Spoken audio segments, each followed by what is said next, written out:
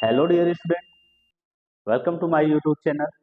सो बच्चों, आज का हमारा जो वीडियो होने वाला है वो क्लास 12th के बच्चों के लिए होने वाला है, जिसमें मैं उनको बिलियन का जो चैप्टर है उससे जो इम्पोर्टेंट क्वेश्चन बनते हैं उसको आज हम बताएंगे आपको। ठीक है, तो चलिए हम स्टार्ट करते हैं बिना टाइम को कंज्यूम किए हुए, और अच्छे से हम सब समझते हैं कि इसे कहते हैं बिलियन। सबसे पहले तो समस्या यही आती है कि हमको समझना होता है कि बिलियन हम किसे कहते हैं और बिलियन हम क्यों पढ़ते हैं। ठीक है, सबसे बड़ी क्वेश्चन यही होती है। जब हम देखो, जब भी आपको पढ़ना होता है आप क्यों का क्वेश्चन करिए, देन आफ्टर जो आपको आंसर मिलेगा वो बेटर समझ में आने वाला है। इससे बेटर कुछ भी आपको समझ में नहीं आएगा। आप जैसे उससे कोई क्यों बोलते हैं, जैसे जैसे मैंने पूछा कि आप बिलियन क्यों पढ़ते हो, ठीक है, क्या जरूरत आपको लगती है कि आपको बिलियन पढ़ना है, ठीक है, क्यों पढ़ना है। देखो, बिलियन जैसे कि आपको बताया जाता है कि जो 24 कैरेट का गोल्ड होता है, सोना होता है, उससे आप गोल्ड मतलब चेन्स वगैरह जो भी ज्वेलरी है आप बना नहीं सकते हो। बिहाइंड द रीजन बताया जाता है कि प्योर होता है, वो टेम्परेचर ज्यादा दिया जाता है तो वो मेल्ट हो जाता है, टूट जाता है बड़ा जल्दी। तो जो आप गहना बनाते हो वो टूट जाता है।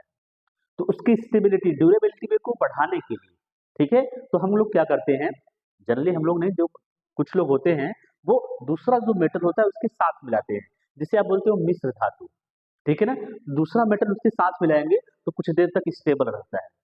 ठीक है, तो इसीलिए पूछा जाता है कि सर आपको 24 कैरेट का चाहिए, बाय द वे मिलता नहीं है, 24 कैरेट का चाहिए कि 22 कैरेट का चाहिए कि 18 कैरेट का चाहिए कि 16 कैरेट का चाहिए। देखो, कैरेट इन द सेंस हम देखो आपको यहाँ पे ये वो नहीं बढ़ा देंगे कोई दुकान खोलना है, नहीं, मतलब समझा रहे हैं कि यहाँ पे तो धातुओं में अच्छे से मिक्स करके उसकी ड्यूरेबिलिटी को बढ़ा दिया गया। लेकिन जब हम सोल्यूशन को समझ रहे हैं तो सोल्यूशन को जैसे जब लाइक आपको बुखार होता है, बुखार होता है आपको ना, जब आपको बुखार होता है फिर आप डॉक्टर के पास जाते हो, डॉक्टर आपको दवा देते हैं, दवा देने के बाद एक बात बोलते हैं कि आपको इंजेक्शन लगाना होगा। इंजेक्शन मतलब वो डायरेक्ट आपको इंट्रावेनस देते हैं, ठीक है ना। इसकी वजह से आपको डायरेक्टली आपको क्या हो जाता है, आराम मिलना लगता है, ठीक है।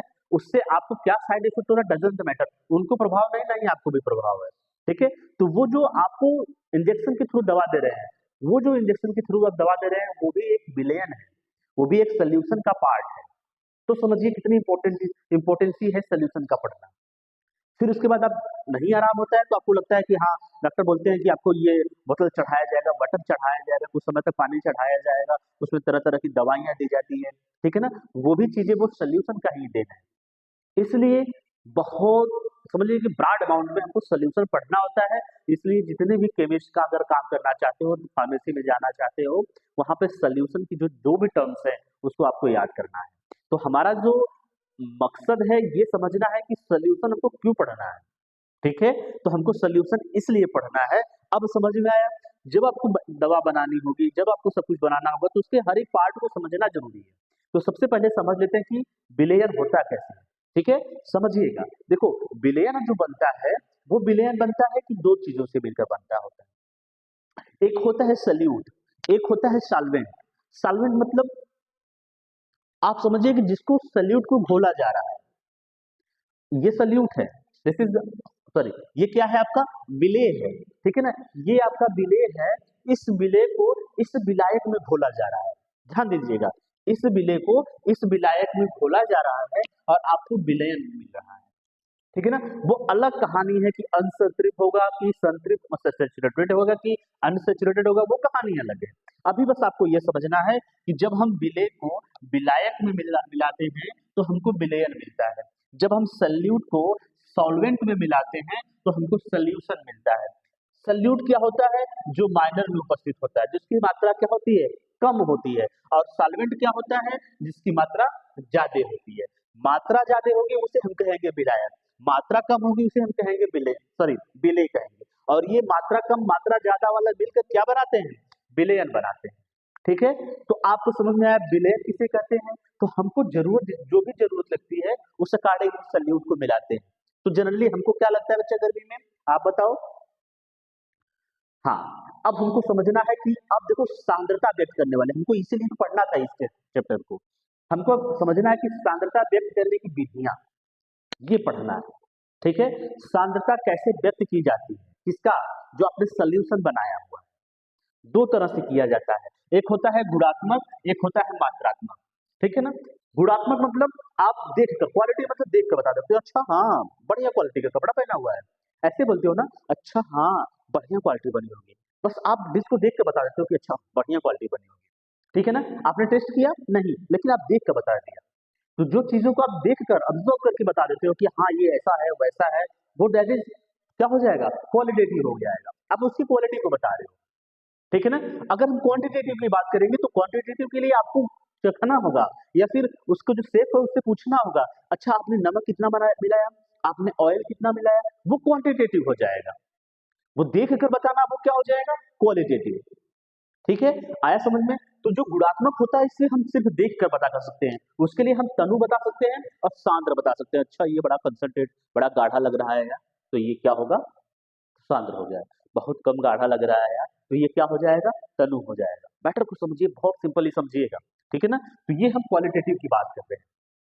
तो क्वालिटेटिव आपके एग्जाम के लिए देखो, केमिस्ट्री क्या कहती है, केमिस्ट्री कहती है जाओ पहले उसके पास तो देखो। जैसे जनरल आप आपने कभी रियलाइज किया है कि आपने भूत देखा हो, लग रहा होगा अरे यहाँ पे भूत था, कोई था। ठीक है ना। अगर आप उसको देखोगे नहीं, जाके उसको देखोगे नहीं कोई था कि नहीं था, अगर उसके पास आप जाके देखोगे तो आपको फियर बढ़ रहेगा, बढ़ रहेगा, बढ़ रहेगा, बढ़ रहेगा, बढ़ रहेगा। ठीक है। लेकिन अगर आप उसके पास जाते हो, केमिस्ट्री यही बोलती है कि आप उसके पास जाओ और देखो किन किन चीजों से मिलकर बना है, तो वो सच में भूत है। जब आप उसके पास जाओगे तो आपका फियर खत्म होगा। ठीक है ना। तो आप यही फॉलो करिए। तो इसी चीजों के लिए तो क्वालिटेटिव से काम नहीं चलेगा। केमिस्ट्री बोलती है आप क्वांटिटेटिव रहो, पता करो क्या है क्या नहीं है वहां पर। ठीक है ना। तो क्वांटिटेटिव की मतलब समझिए। क्वांटिटेटिव मतलब आप जो उसकी जो मैथमेटिकल गणना की जाती है, कैसे कितना क्या है, ये चीजों को बताया जाएगा। तो आज हम समझते हैं कि जो क्वांटिटेटिव है वो क्या होती है। उससे पहले क्वालिटेटिव का थोड़ा सा मैटर समझ लीजिएगा।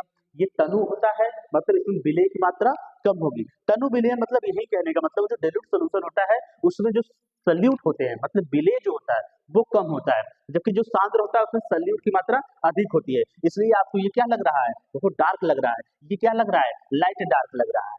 ठीक है ना। मैटर को समझ में आया बच्चा। सांद्र और कंसंट्रेट कब, सॉरी, सांद्र और तनु कब कहोगे, कब कहोगे, जब देखो आप बोलोगे सर हम सांद्र तब कहेंगे जब सल्यूट की मात्रा मतलब विलेय की मात्रा क्या हो, ज्यादा हो। और तनु कब कहेंगे, डाइल्यूट कब कहेंगे, जब सल्यूट की मात्रा कम हो, तो हम उससे बोलेंगे तनु है। जैसे जनरली देखो आपको एग्जाम में बच्चों से बताया जाता है कि बच्चा लिखो, तो ये वो बोलता है बच्चा अरे सर वो वाला दिन, तो ये वो वाला दिन नहीं होता है, ये डेरूट के लिए यूज किया जाता है, और इसकी जो कंसंट्रेशन के लिए यूज किया जाता है ये। ठीक है ना। CONC करके डॉट कर सकते हो, कंसंट्रेशन से आप बच जाओ, concentration H2S, concentrate H2SO4 HCl whatever जो भी कुछ होता है। लेकिन ये वो वाला दिल नहीं है जो आप समझते हो, ये नॉर्मल वाला दिल है। ठीक है ना। अब हम समझते हैं कि क्या होता है।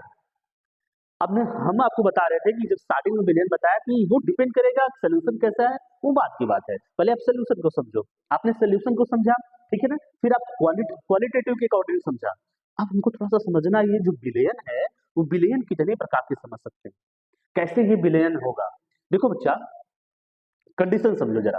अगर आप पानी में चीनी को घोल रहे हो, ध्यान दीजिएगा, पानी में चीनी को घोल रहे हो, चलो अच्छा वो घुल जाएगा, आप बोलते हो घुल जाएगा। अब पानी में हम कंक्रीट को घोल रहे हैं, जो कंकड़ पत्थर होता है उसको हम घोल रहे हैं, घुलेगा नहीं, घुलेगा, उसी में रहेगा। ठीक है। तो देखो सिचुएशन अलग अलग है।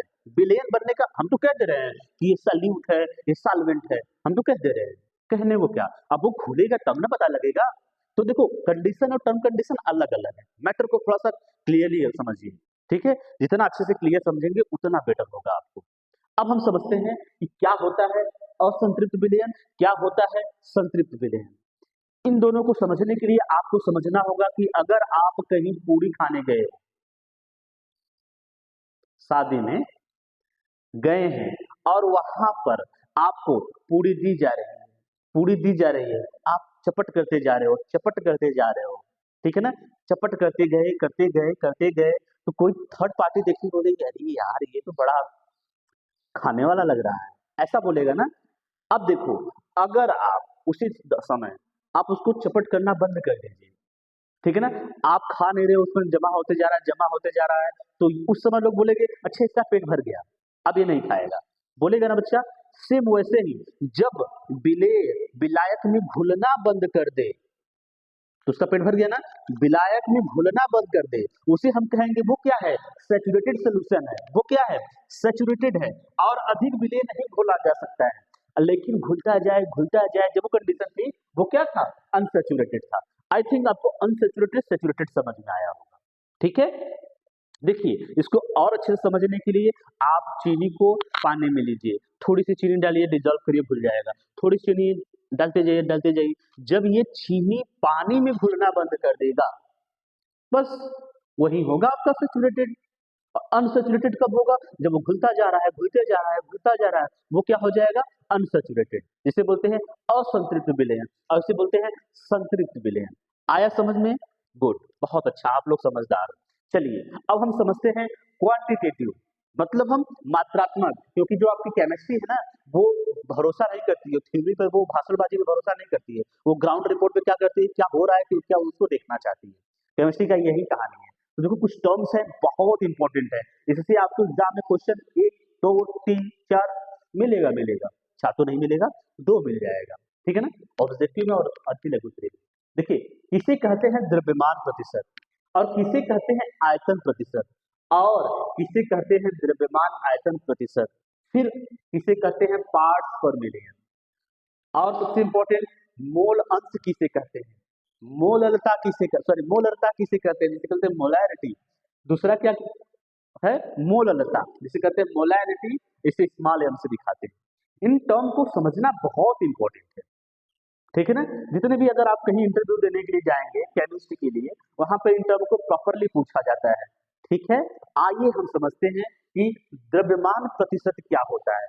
अगर हम इसको समझे कि द्रव्यमान प्रतिशत क्या होता है, तो सिंपली अगर आपसे बोला जाए कि द्रव्यमान प्रतिशत एक रेशियो है, एक अनुपात है, ऐसा बोलिए आप, द्रव्यमान प्रतिशत एक अनुपात है। अब पूछा जाए किसका अनुपात है, तो आप बताइएगा जो मास होता है विलायक का, फिर विलेय का, सल्यूट का जो द्रव्यमान होता है, इसका द्रव्यमान सल्यूट का जो द्रव्यमान होता है, और जो टोटल मास ऑफ सॉल्यूशन होता है, इन दोनों के बीच का अनुपात होता है, और उससे मल्टीप्लाइड किया जाता है 100 से, परसेंटेज निकालना है, ठीक है ना। जिसे बोलेंगे हम क्या, W मतलब वेट बाय वेट रेशियो होता है, जिसे पहले ही बोलते हैं परसेंटेज वेट बाय वेट।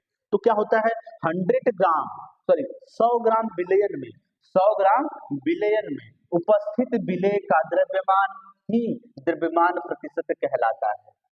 कितना ग्राम में बच्चा लोग ध्यान दीजिएगा, 100 ग्राम विलयन में उपस्थित क्या, विलेय की द्रव्यमान ही द्रव्यमान प्रतिशत कहलाता है।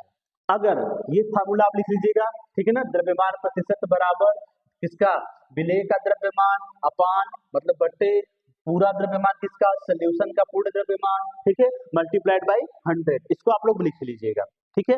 अब हम थोड़ा समझते हैं कि कैसे हमको निकालना है, क्या ये द्रव्यमान प्रतिशत किसी का निकालना होगा तो कैसे निकालेंगे। लेट अस सपोज हमारे पास क्या है, ग्लूकोज, 10 ग्राम ग्लूकोज है और 90 ग्राम क्या है, पानी है, दोनों को मिलाना है, ये है विलेय, ये है विलायक। जब आप दोनों विलेय और विलायक को मिला रहे हैं तो हमको मिल रहा है विलयन। तो विलयन कितना मिल रहा है बच्चा, 100। तो सबसे पहले आप टोटल निकाला करिए, टोटल हमको पता लग गया कि 100 ग्राम हमारा क्या है, सोल्यूशन है। तो हमको अगर शुगर का निकालना होगा, ग्लूकोज का निकालना होगा, तो आप क्या करेंगे, 100 upon 100 multiplied is equal to 100, और ये परसेंटेज निकालना है, तो ये कैंसिल हो जाएगा, तो हमारा टोटल कितना आ जाएगा, 10% solute are dissolve in the solution. तो हम ऐसा बोलेंगे कि कितना परसेंट डिजॉल्व हो रहा है, 10%। आया समझ में आपको।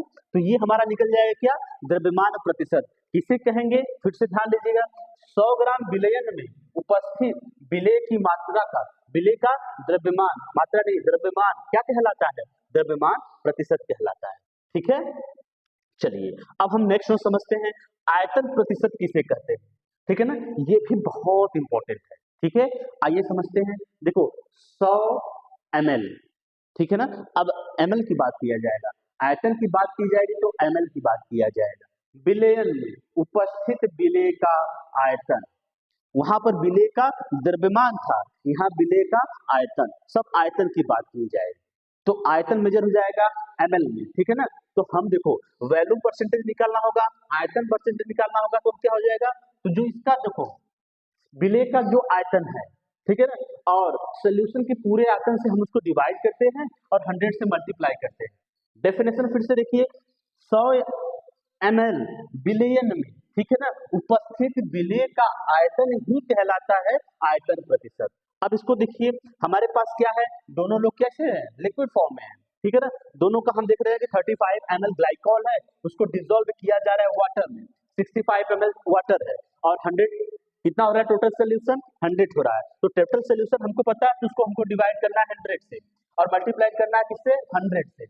कितना का निकलना है हमको, ग्लाइकॉल का निकलना है, सल्यूट का निकलना है। तो 35 हो जाएगा, तो यहाँ से यहाँ कैंसिल हो जाएगा, तो हमको पता लग जाएगा 35% क्या है, आयतन वॉल्यूम है। आपको समझ में आया। पहले टोटल आप कर लीजिएगा, टोटल के बाद डिवाइड कर लीजिएगा। देखो टोटल वॉल्यूम ऑफ सोल्यूशन, कितना सोल्यूशन हो रहा है जब आप सॉल्वेंट और सोल्यूट को मिला रहे हैं, वो बताया जाएगा आपको, ठीक है। आया समझ में कि आयतन प्रतिशत किसे कहते हैं, समझ में आया आपको। यहाँ पर विलेय का आयतन बटे में क्या करना है आपको, टोटल सोल्यूशन, जो पूरा सोल्यूशन है उसका आयतन मल्टीप्लाई किससे करना है, 100 से। आया समझ में। चलिए उदाहरण भी आप देखते जाइएगा, लिखते जाइए।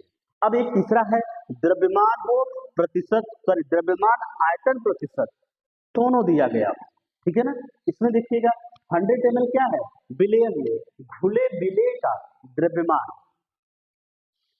अब समझिए कि विलेयन में कितना, 100 ml विलेयन है, इसमें जो विलेय घुला हुआ है उसका द्रव्यमान, इन दोनों का अगर रेशियो निकालोगे, फिर उसको आप 100 से डिवाइड मल्टीप्लाई करोगे, तो हमारा क्या निकल जाएगा, द्रव्यमान आयतन प्रतिशत, ठीक है ना। ये क्या हो गया हमारा द्रव्यमान, ये क्या हो गया हमारा आयतन, तो द्रव्यमान आयतन प्रतिशत, ठीक है ना। तो आप समझिए कैसे क्या कहना है कि 100 ml विलेयन में घुले विलेय का द्रव्यमान ही, द्रव्यमान को हमको ग्राम में रखना है, जबकि सोल्यूशन को हमको ml में रखना है, ठीक है ना, क्योंकि ये वॉल्यूम है, ये क्या है, मास है। आप डिवाइड कर दोगे तो आपको द्रव्यमान आयतन प्रतिशत निकल के आ जाएगा, कोई दिक्कत नहीं। आप समझिए जितने भी औषधियां हैं फार्मेसी में हम इसका यूज करते हैं, जितनी सलाइन वाटर है, जब आपको पानी डिप किया जाएगा, जो ड्रिप वाटर होते हैं उसमें क्या हो जाता है, इसका बेसिक सा यूज किया जाएगा। क्यों, क्योंकि देखो सोल्यूशन कैसा रखा जाता है, आपको देखो जो विलायक होता है ना, वो ऑलवेज किसा होता है, लिक्विड फॉर्म में रहेगा, उसमें जो दवा घोली जाएगी वो सॉलिड हो जाएगा, वो दवा घोलकर अच्छे से बनाया जाएगा। जैसे हम हमेशा देखो, आप उस बोतल के पीछे रखिएगा, वो देखो W/V ही लिखा रहता है, परसेंटेज लिखा रहता है, ठीक है ना। आया समझ में। अब हम चलते हैं पार्ट्स पर मिलियन को देखते हैं, ठीक है ना। अब पार्ट्स पर मिलियन को जब बताया जाता है तो बच्चे थोड़ा सा कंफ्यूज होते हैं कि सर ये पार्ट्स पर मिलियन का जो मैटर है ये थोड़ा सा आउट ऑफ लिंक लगता है, ठीक है ना। बहुत इजी होता है ये पार्ट्स पर मिलियन। अब पूछिए कैसे बहुत इजी होता है। अगर बच्चा छोड़िए, पढ़ना लिखना छोड़िए, अगर हम आपसे बोल रहे हैं कि आप बताओ बच्चा 1 दर्जन, नहीं केला तो नहीं, 1 दर्जन पेन है, तो उसमें आप कितना बताओगे, मैं बोला 1 दर्जन पेन है, तो आप अगर आपसे पूछेंगे कितना पेन हुआ, तो आप तुरंत जोर से चिल्ला के बोलोगे सर वो 12 हुआ। अगर हम बोले कि बच्चा वो हाफ दर्जन, आधा दर्जन क्या है, पेन है, तो आप बोलोगे सर वो 6 होगा। तो आपको दर्जन के जो मैटर बताया गया वो कौन बताया आपको, कौन बताया, कोई तो बताया होगा, आपको एक्सपेरिमेंट करके बताया होगा कि देखो 1 केला 1 कंपोनेंट, 2 केला 2 कंपोनेंट, 3 केला 3 कंपोनेंट, तो अलग अलग कंपोनेंट है, ठीक है ना, अलग अलग पार्टिकल्स हैं, तो कितना केला हुआ, अरे सॉरी कितना पेन हुआ, पेन हुआ कितना 12, और यहाँ पर पेन हुआ कितना 6, ठीक है ना। यहाँ पर 6 पेन हुआ, यहाँ पर कितना हुआ 12 पेन हुआ। थोड़ा सा समझिएगा, अगर हम एक ग्रॉस की बात करें, ग्रॉस यूज किया जाता है बार बार, एक ग्रास कितना होता है, तो आप बोलोगे सर वो 144 होता है, उसकी जो वैल्यू होगी 144 होगी। तो इससे कि हम टर्म में, इसी की हम कंडीशन में अगर हम बोले 1 ppm इज इक्वल टू क्या होता है बच्चों, तो आप बोलोगे 1 ppm हमको नहीं पता, तो याद करो 1 ppm is equal to 10⁶ is equal to 10 lakh. किसके बराबर होगा बच्चा, 10 लाख के बराबर होगा। तो 1 ppm किसके बराबर होगा, 10 लाख। अब आप समझिए कि अब कैसे हमको बनना है कि पार्ट्स पर मिलियन के बारे में। तो जो पार्ट्स पर मिलियन है ये बताता है कि 10 लाख विद्यार्थी हैं, 10 लाख कंपोनेंट है, टोटल कंपोनेंट कितना है 10 लाख, उसमें से एक बच्चे का जो प्रॉपर्टी है, गुणधर्म है, वो अलग होता है, वही होता है 1 ppm, ठीक है ना। तो 10 लाख में से हमको क्या करना है, एक का निकालना है, ठीक है। जब आप एक का निकालोगे, इसीलिए जो पार्ट्स पर मिलियन होता है ना, ये प्रदूषण में ज्यादा यूज किया जाता है, जल की कठोरता को निकालने के लिए ज्यादा यूज किया जाता है। तो अब समझिए कि बिलियन के 10 लाख भागों में विलेय की भागों की संख्या, तो विलेय कितना उसमें मिला हुआ है, बिलियन का आप 10 भाग ले लो, विलेय की जो संख्या उसमें मिली हुई वही होता है क्या, पार्ट्स पर मिलियन। तो एक पार्ट पर मिलियन इज इक्वल टू होता है 10⁶, मतलब 10 लाख के बराबर होता है। 10 लाख स्टूडेंट में एक स्टूडेंट की जो प्रॉपर्टी अलग है वही होता है। तो पूरे 10 लाख बिलियन का देखो 10 लाख भागों में, बिलियन के 10 लाख भागों में जो विलेय की भाग की संख्या है वही होता है पार्ट्स पर मिलियन, पीपीएम। एक पीपीएम इज इक्वल टू होता है क्या, एक पीपीएम होता है 10⁶, ठीक है ना, 10 lakh.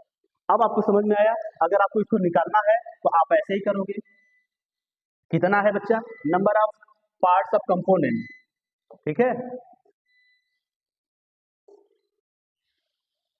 Number of parts of component upon total parts of all component, ठीक है ना, जितने भी कंपोनेंट हैं और नंबर ऑफ पार्ट्स जिसका आप निकालना हो। एक स्टूडेंट 10 लाख से आप निकाल दीजिएगा, आपका क्या आ जाएगा, आंसर आ जाएगा, ठीक है ना। तो पार्ट्स पर मिलियन का हम जो यूज करते हैं वो किस में करते हैं, पॉल्यूशन में करते हैं और वाटर की हार्डनेस को निकालने के लिए करते हैं। चलिए अब हम समझते हैं नेक्स्ट और मोस्ट इंपॉर्टेंट टॉपिक। जितने भी टॉपिक को इसमें लिया गया है सब मोस्ट इंपॉर्टेंट है, थोड़ा इसको देखिए।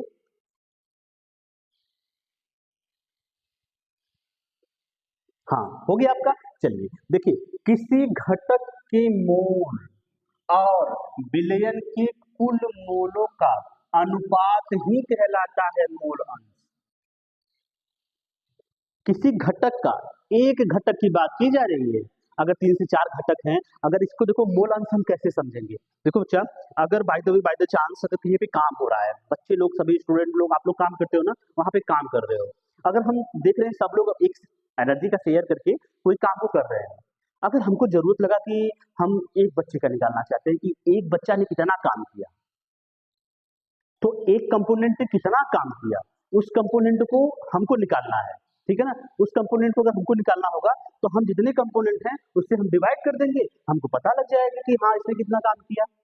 आया समझ में। तो मोल अंश वही कहता है, मोल अंश हमको ये बताता है कि जो देखो किसी एक घटक के मोल और विलयन के कुल मोलों का जो अनुपात है वही कहलाता है कि देखो हमारा इसके लिए किसके लिए निकाले बच्चा, कंपोनेंट ए के लिए निकाले हैं। अगर हम यहाँ पे कंपोनेंट बी के लिए निकालते तो क्या हो जाता, N B upon N A plus N B.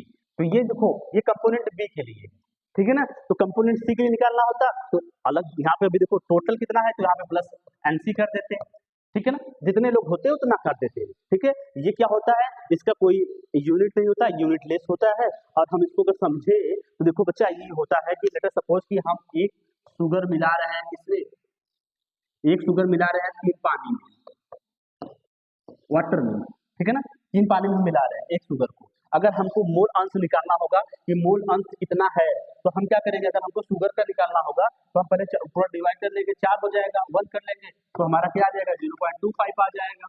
तो कंपोनेंट कितना निकल के आ रहा है 0.25।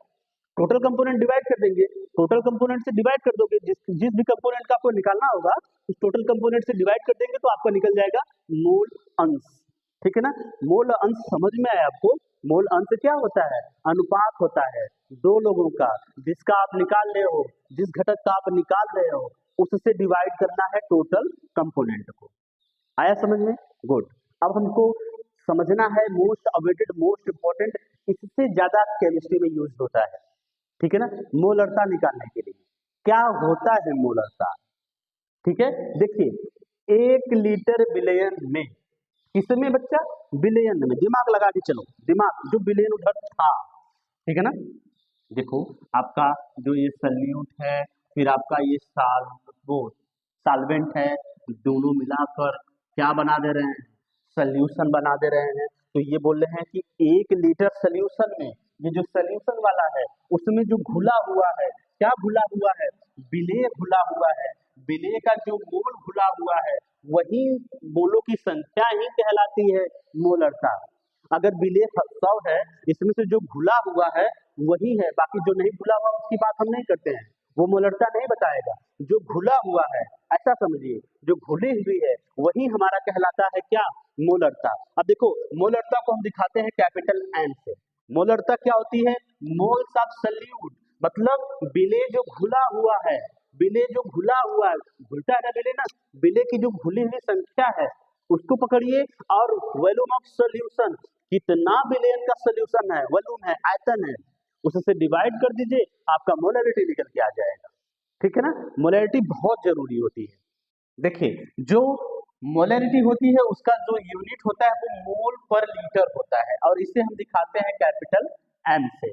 तो पूछा जाता है यहाँ पर जो वॉल्यूम है, इस वॉल्यूम की वजह से कि टेम्परेचर डिपेंडेंस होता है कि नहीं मोलरिटी, तो आप लोग बताओगे कि हाँ, जो वॉल्यूम होती है वो टेम्परेचर डिपेंडेंस होती है, टेम्परेचर बढ़ाने पे वॉल्यूम घट जाता है। ठीक है ना, वॉल्यूम क्या होता है, घट जाता है। तो आप टेम्परेचर में तापमान बदलेंगे तो आयतन बदलता है, इसलिए आप सीधे सीधे कहते हो कि जो मोलरता होती है वो तापमान पर निर्भर करती है। ठीक है, समझ में आया।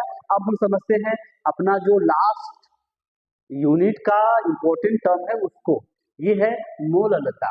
क्या होती है मोललता, तो फिर से डिफिनेशन देखते हैं कि 1 किलोग्राम, अब यहाँ पे किलोग्राम की बात की जा रही है, लीटर की बात नहीं की जा रही है। 1 किलोग्राम विलायक, अब यहाँ पे विलयन की बात नहीं की जा रही है। जैसे आपके पास क्या है, ये आपके पास क्या है, सल्यूट है, आप यही मेजर कर रहे हो ना, ये आपके पास क्या है, सॉल्वेंट है, आपके पास क्या बन रहा है, सोल्यूशन बन रहा है। तो ये यहाँ पे बोला जा रहा है बच्चा, 1 किलोग्राम विलायक में कितना सल्यूट को घोला जा रहा है, कितना सल्यूट को घोला जा रहा है, सल्यूशन से मतलब नहीं है यहाँ पर, 1 किलो विलायक में कितना सल्यूट घोला जा रहा है, कितना सल्यूट घोला जा रहा है, वही होता है मोलरता। क्या होता है, वही होता है मोलरता। और मोलरता का जो सिंबल होता है वो स्मॉल एम से दिखाते हैं। फिर पूछा जाता है कि जो मोलरता होती है वो टेम्परेचर डिपेंडेंस होती है कि नहीं होती है, तो यहाँ पर है मास, तो मास टेम्परेचर डिपेंडेंस नहीं होता है, द्रव्यमान पर तापमान का कोई प्रभाव नहीं पड़ता है।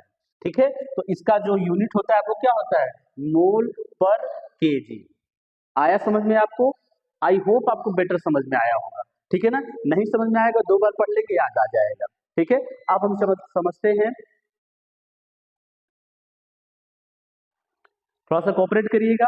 देखो मोलरिटा और मोललता में डिफरेंस, अंतर क्या होता है। देखो ये क्या होता है, जो मोलैरिटी होती है वो आयतन पर निर्भर करती है, जो मोलैरिटी होती है वो द्रव्यमान पर निर्भर करती है, जबकि जो मोलैरिटी होती है वो लीटर बिलियन में होता है। ठीक है ना, पर लीटर बिलियन होता है, और यहाँ पर क्या होता है, केजी में होता है, किस पर, विलायक में, और ये तापमान पर निर्भर होता है, ये तापमान पर निर्भर नहीं होता है। अब देखो मोलैरिटी निकालने के लिए सबसे बेस्ट फार्मूला हम इसको मानते हैं।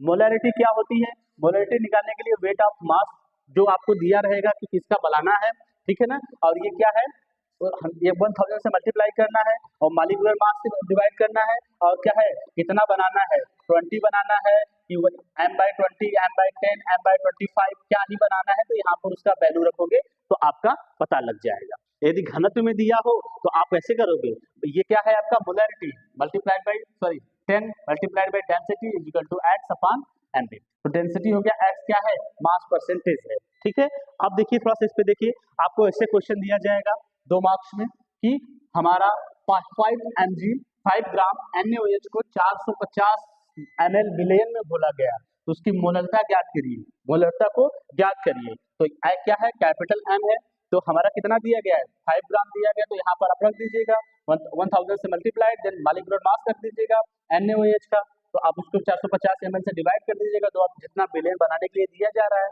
तो हमारा क्या हो जाएगा, वो मोलैरिटी हो जाएगी। क्या हो जाएगी, मोलैरिटी। तो ये है हमारा पूरा complete discussion. Okay, thank you for cooperating, thank you so much for watching.